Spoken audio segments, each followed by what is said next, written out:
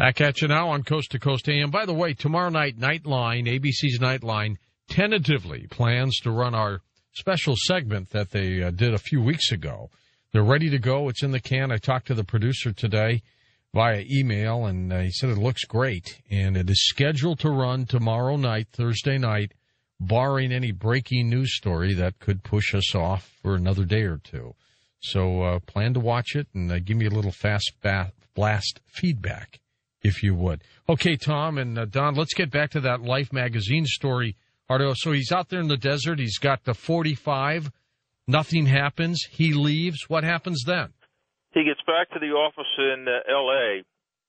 Now, this occurred at the exact time of the Roswell recovery of the UFO and what was going on there. So he tells the story, and the office help the other people in the office said, "Well, did you shoot any aliens?" And they ribbed him about that for years.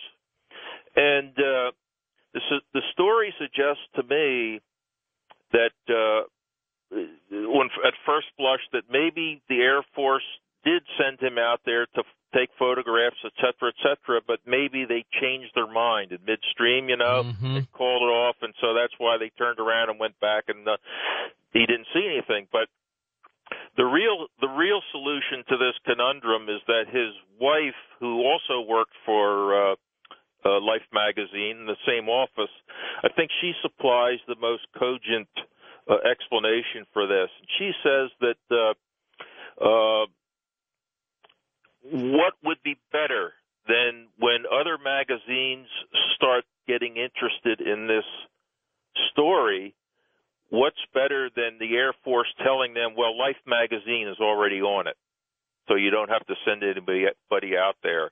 So she believes it was a cover to... They used him. They framed him, basically. They used him, absolutely.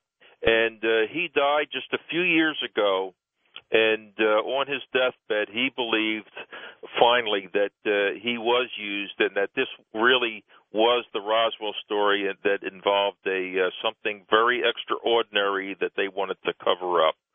So that is, I believe, the solution to this story is what his widow said. Okay, let's go back to the final calls now. We'll go to Murrayville, Illinois, east of the Rockies. Hey, Ron, go ahead. Hi, George. Hi. George, in 2002, I visited the museum in Roswell, and I was privileged to talk in person, privately, with Mr. Glenn Dennis. And I just happened to be in there. I saw him walk in, and I walked right up to him and introduced myself, and then, I don't know, he grabbed me and took me off more to a private part of the museum and actually spoke with me for 2 hours. What did you think of him?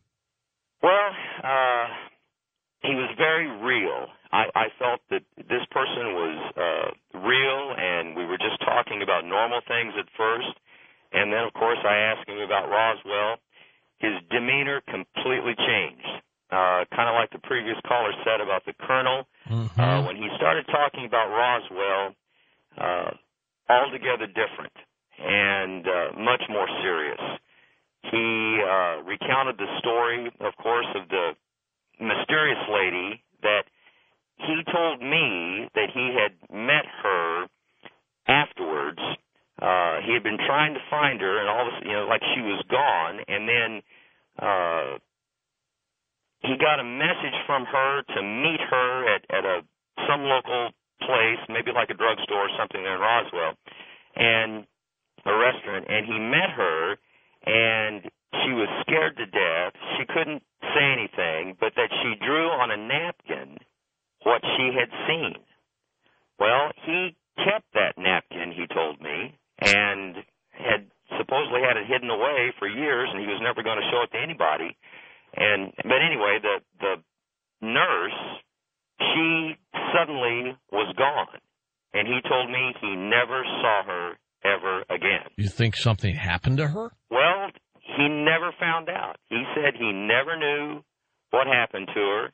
He knew who she was. He had never given her name to anyone. And I felt like then that on, some other stories that I've heard, but now here I'm getting it firsthand. Sure. Well, much like what Don and Tom have uncovered, isn't it? Very similar, isn't it? Yeah, I mean, firsthand from Mr. Dennis in that, maybe he tells me something, maybe he tells somebody else something a little different to always constantly maybe cover his tracks.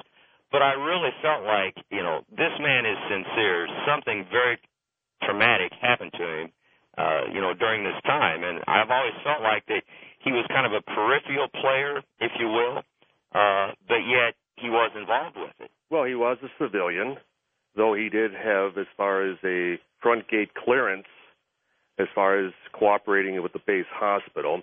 One of the things that we certainly made every effort to do, even beyond the nurse, was just establish the request for the children's caskets.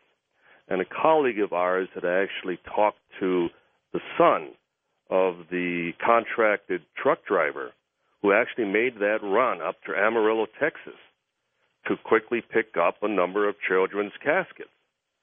And his father commenting upon returning back from the base where they were delivered, Casper the Ghost. They were talking about Casper the Ghost. And that was, at times, the very name that was even used in reference to the bodies at that time, Casper the Ghost, based on their larger head and pale ashen gray-skinned appearance. We've had other witnesses that said immediately following the event, they were being told about the phone calls. They were being told about the request for the children's casket.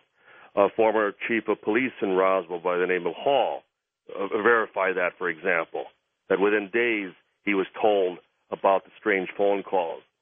So there are many witnesses to that effect. Then we spoke to a former sergeant by the name of Leroy Lang, who even claimed that he had trained specifically that very nurse as far as radioactivity, radiation poisoning.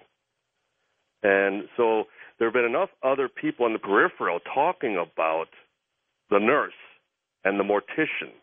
Might make a good movie sometime, I suppose, down the road. It would. But it isn't just Glenn Dennis. It isn't just Glenn Dennis. Okay, thank you. Fairmont, West Virginia. Let's go to Jimmy. Jimmy, you're on.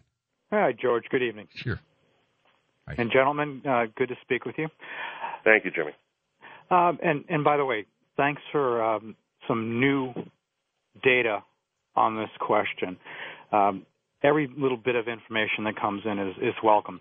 But your crewman on the B-29 earlier, he stated that he was 20 years old when he entered the military in 1941. And he said he was around 26 when the event happened. When the event happened. And that's 63 years ago, and he said he was 86. 63 plus 26 and 89. So we're off by 89. Maybe he was off by 3 years. You know, well, I was just saying when he came in. Yeah. Well, he said he was 86. Yeah, he's 86 now. I would back it. He probably went in maybe 17, 18 years old. George? Yeah. I spent 6 years in the military. I know my ETS dates in and out, and I'll guarantee that every service person listening to me right now goes, yeah, I know my ETS dates. So it's just... Well, he's 88. Yeah, he's but 86. don't forget. Yeah, he's 86. But he's 86. Hey, my great-grandmother in Sicily lived to be 108 years old, was running a household until the end. So, you never know. But he was a little off on Leavenworth there when he said Fort Worth. I knew he meant Leavenworth. Yes. But can we document his being at Roswell? Absolutely. He is in the base yearbook. He is in the very squadron section of that particular, the 393rd, along with those other crewmen. So, yes, we can put him. Well, you know why I believe his story, Jimmy, Tom, and Don, more than anything? He could have said, I saw little bodies in this thing. He didn't say that. I mean, he said, you know what? They kept us away. There was something in there. We're sure. He speculated. But, he didn't give us a tale.